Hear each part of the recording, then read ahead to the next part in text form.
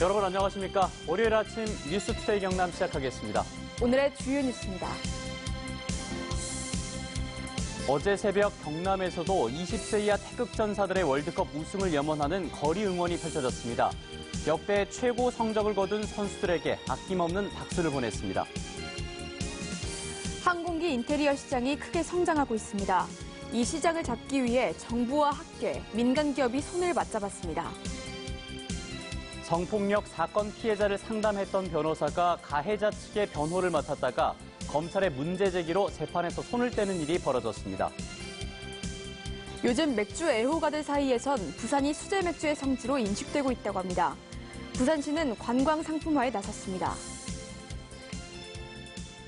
우리나라 20세 이하 축구대표팀의 월드컵 우승을 염원하는 거리 응원전이 경남에서도 열렸습니다. 시민들은 준우승이라는 값진 선물을 안겨준 선수들에게 박수를 보냈습니다. 이상훈 기자가 취재했습니다. 자정 전부터 창원시청 앞 광장을 가득 메운 시민들. 붉은 악마 머리띠와 옷으로 광장은 온통 붉은 물결입니다. 시민들은 우리 대표팀의 우승을 염원하며 대한민국을 연호합니다. 경기 초반에 얻은 페널티킥을 이강인 선수가 골로 연결하자 광장이 떠나갈 듯 기뻐합니다. 이어진 우크라이나의 반격에 가슴 철렁한 순간이 잇따랐고 결국 동점골과 역전골까지 허용하자 실망감을 감추지 못합니다. 반격에 나선 우리 대표팀의 결정적인 득점 기회가 골키퍼 선방에 막히자 안타까움을 감출 수 없습니다. 결국 종료 직전 쐐기골까지 허용하며 경기가 끝납니다. 오늘 비록 경기가 져서 너무 아쉬웠는데 너무 좋은 경기였어요. 네, 앞으로도 열심히 응원할게요. 대한민국 화이팅! 아쉽게 졌지만 마지막까지 열심히 뛴 선수들이 자랑스럽기만 합니다. 저희 팀이 초반에 빨리 골을 넣어서 이길 줄 알았는데 져가지고 속상하지만 이까지 온 것만으로도 저희는 만족합니다. 대한민국 화이팅! 시민들은 비록 정상은 못 갔지만 국제축구연맹 주관 남자대회에서 역대 최고 성적을 거둔 선수들에게 뜨거운 박수를 보냈습니다. MBC 뉴스 이상훈입니다. 세계적으로 항공기 수요가 증가하면서 좌석을 비롯한 항공기 인테리어 시장 역시 크게 성장하고 있습니다. 정부와 학계 또 민간 기업이 이 시장에 진출하기 위해 손을 맞잡았습니다. 김태석 기자가 보도합니다. 진주 혁신도시에 있는 항공우주연구소 기업인 ANH 스트럭처는 최근 산업통상자원부의 2019 신규 공모 사업에 선정됐습니다. 선정된 사업은 민간항공기 객실의 경량복합재 좌석 개발 사업, 대형 민간기의 좌석을 국산화하는 것으로 최적의 설계 기술과 경량형 좌석 시제품 개발, 제품의 신뢰성을 검증하는 평가 기술 확보 등을 진행합니다. 국제 설계를 인정할 수 있는 권한, DOA를 미국 항공청 이하사로부터 획득하는 사업을 별도로 추진 중에 있습니다. 이렇게 되면 완성된 도면을 받아서 제작하는 아웃소싱이 아니라 국산 소재를 사용한 우리 제품을 만들어 2023년 이후엔 국제시장에서 직접 영업을 할 수도 있습니다. 이 항공기 수명이 보통 25년에서 30년 정도 됩니다. 그러면 오래된 항공기의 시트도 이제 교체를 해줘야 돼요. 그 리모델링하는 수요도 또 있는 거죠. 그러니까 두 개가 합쳐지면 사실은 폭발적인 인테리어. 이곳 진주 사봉 일반 산단에 항공기 인테리어 부품 신뢰성 시험 및 공장을 세울 계획입니다. 매년 8%의 성장세인 항공기 실내 부품 시장은 2022년엔 40억 달러 규모로 전망하고 있습니다. 특히 1등석 의자 한 대 가격이 1억 원을 넘을 만큼 항공기 좌석은 첨단 기술의 집합체며 민항기 인테리어 시장의 53%를 차지하고 있습니다. 민항기의 경우에는 이 좌석이라고 하는 게 승객들의 편의성을 증대시키면서 동시에 항공기의 경우에는 안전에 대한 요구가 굉장히 까다롭습니다. 업체와 학계, 정부기관이 협력해 이뤄낸 공모 선정이 국내 첫 민항기 좌석 시장 진출이란 성과로 이어질지 관심을 모으고 있습니다. MBC 뉴스 김태석입니다.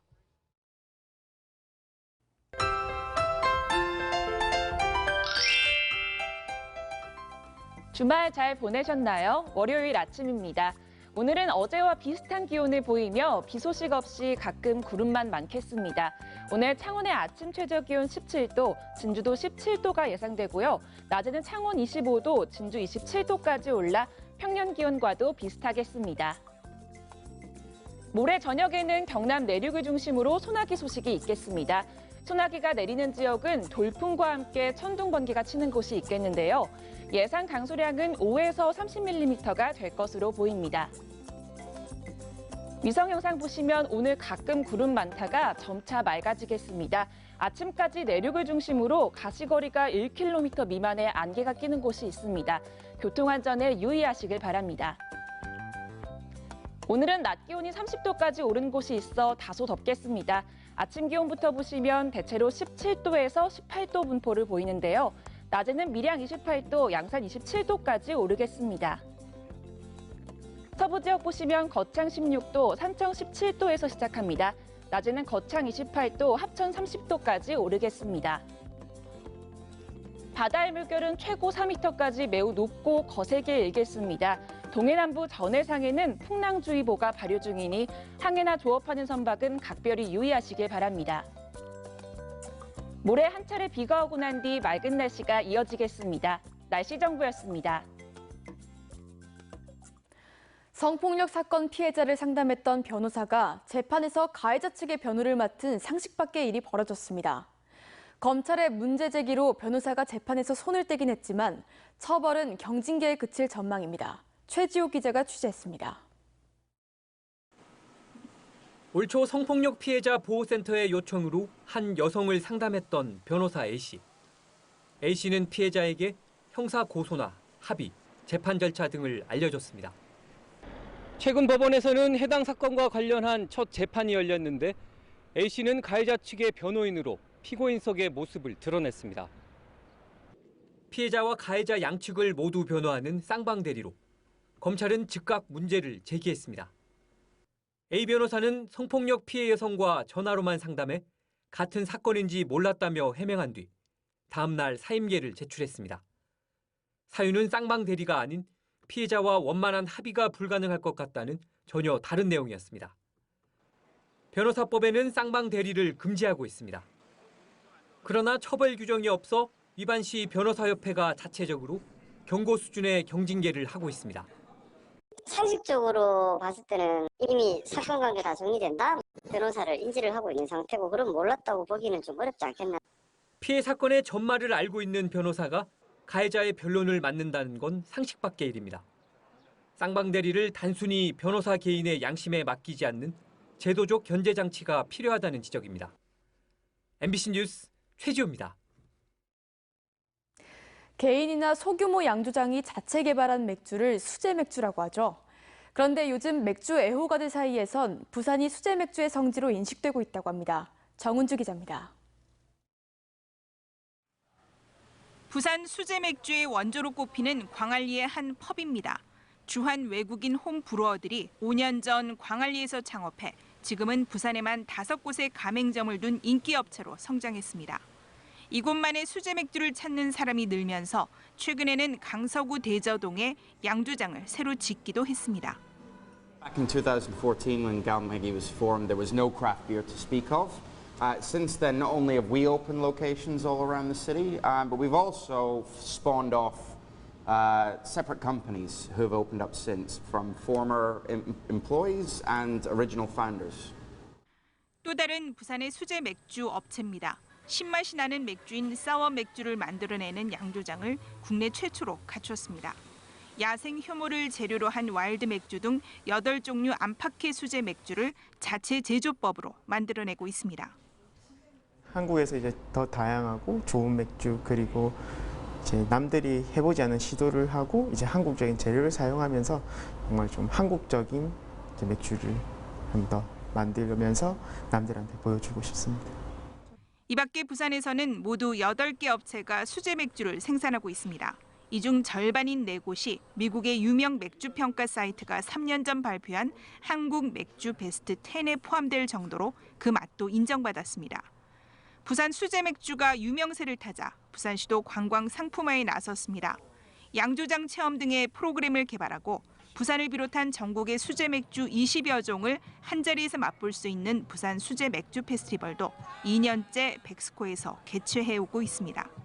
업계 추산 7년 전만 해도 7억 원 규모였던 국내 수제 맥주 시장이 지난해에는 500억 원대로 급성장하는 등 관광 자원화 가치가 충분할 뿐 아니라 독일 뮌헨 등 유명 맥주 축제를 개최하고 있는 해외 도시들의 사례도 자극이 됐습니다. 부산의 수제 맥주가 국내를 넘어 전 세계 맥주 애호가들의 입맛을 사로잡을 수 있을지 주목됩니다. MBC 뉴스 정은주입니다. 올해는 미국과 중국 수교 40주년입니다. 1979년 미국은 하나의 중국 원칙을 존중해 타이완과는 단교했었는데요. 미국이 40년 만에 타이완을 하나의 정식 국가로 인정하려는 모습을 보여 중국이 반발하고 있습니다. 하나의 중국 원칙, TMI에서 설명해드립니다.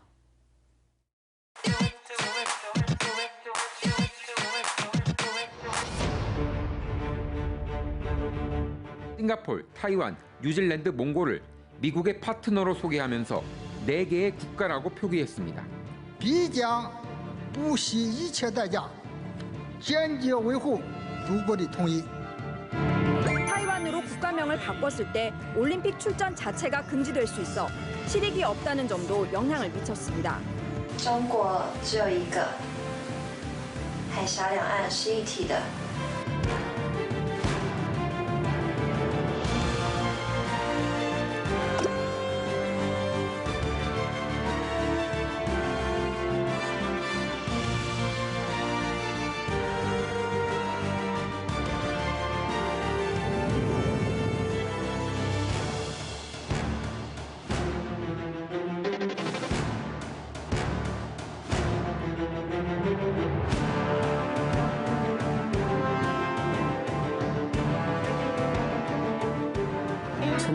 1921년도 7월 달에 중국 공산당이 창당하고 이 28년 내전 기간 동안 중국 공산당과 이 대만의 국민당이 중국에서 천하 통일을 놓고 패권을 다투게 됐고 결국은 49년도에 이 대만의 장개석 정부는 대만을 이제 쫓겨나게 됩니다.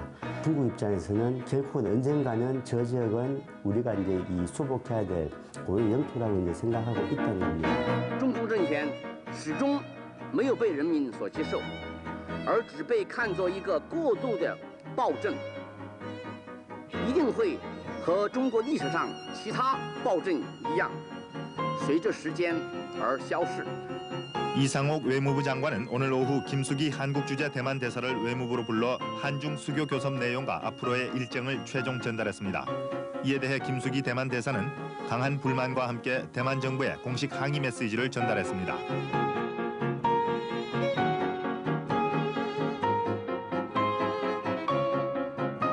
미국과 이 대만이 1979년 단교를 시행할 때 맺어졌던 하나의 조약이 있습니다.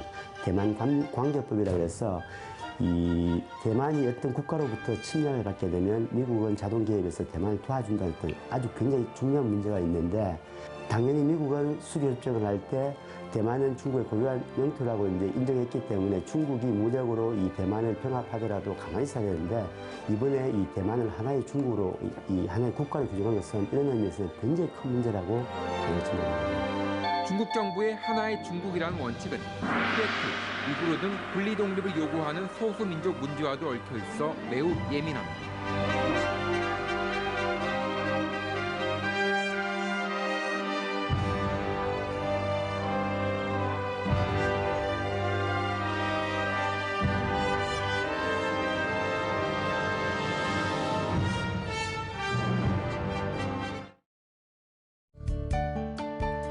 투데이 경남 순서입니다.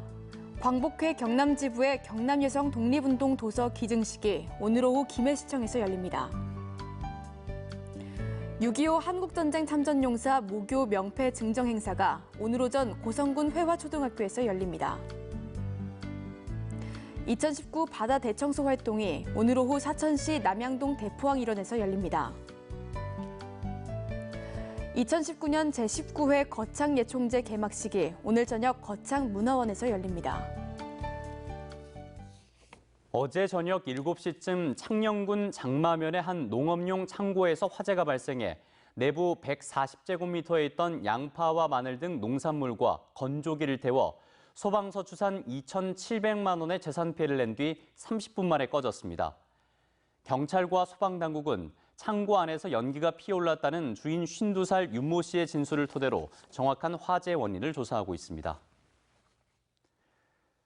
국내 조선사들이 LNG 운반선 기술력을 앞세워 순항하는 듯 했지만 선박 발주량이 계속 줄어들면서 수주 목표 달성에 적신호가 켜졌습니다. 삼성중공업이 올해 목표의 38%를 수주해 그나마 가장 높았고 대우조선해양은 목표치의 32%, 현대중공업은 연간 수주 목표의 20%도 채우지 못하고 있습니다. 조선업계는 연초 기대와 달리 올 들어 5월까지 세계 선박 발주량이 지난해보다 38%나 줄어들었기 때문으로 분석하고 있습니다. 한국조선해양이 대우조선해양을 인수하기 위한 옥포조선소 현장 실사가 노조의 저지로 무산된 이후 기업 결합 심사에 주력할 것으로 알려졌습니다. 한국조선해양은 다음 달 초 공정거래위원회에 결합 신고서를 제출한 뒤 이후 순차적으로 유럽연합과 일본, 중국, 카자흐스탄 등 해외 9개 경쟁 당국에 신고할 예정입니다. 이에 따라 매각에 반대하는 대우조선 노조와 물적 분할에 반발하는 현대중공업 노조의 저지로 무산된 현장 실사는 기업 결합 심사 이후 재시도될 것으로 전망됩니다. 다음 달 버스업체 주 52시간 근로시간 단축 시행을 앞두고 경상남도가 대책 마련에 나섰습니다. 경상남도는 도내 45개 버스업체 중 7월부터 주당 근로시간을 52시간으로 단축하는 300인 이상의 사업장 2곳은 당장 큰 문제가 없을 것으로 보고 있지만 내년 1월부터 적용되는 50인 이상 300인 미만의 40개 버스업체와 이후 적용되는 50인 미만의 3개 버스업체는 운전기사 부족으로 어려움을 예상했습니다. 이에 따라 올해부터 3년 동안 매년 100명씩 300명의 운전기사 인력을 양성하고 버스 운영 체계를 개편하는 등 대책을 마련하기 위해 부심하고 있습니다.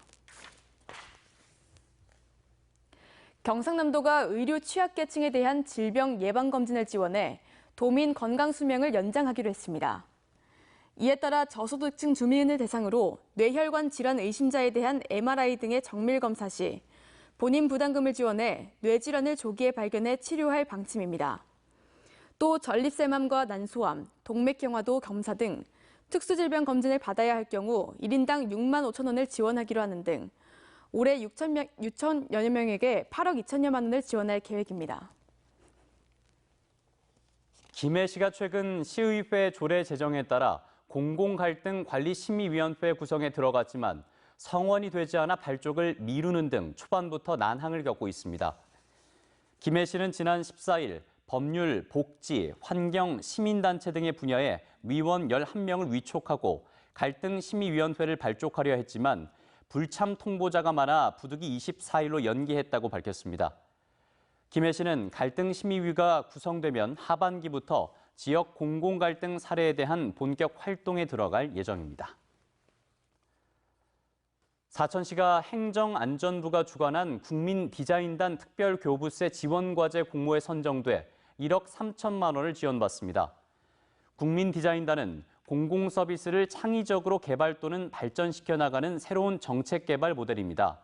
국민과 공무원, 서비스 디자이너, 전문가 등 10여 명으로 구성된 사천시 국민디자인단은 삼천포에 빠져 남일대 바다의 풍덩이라는 제목으로 남일대 해수욕장의 사계절 이용 활성화 방안을 담았습니다.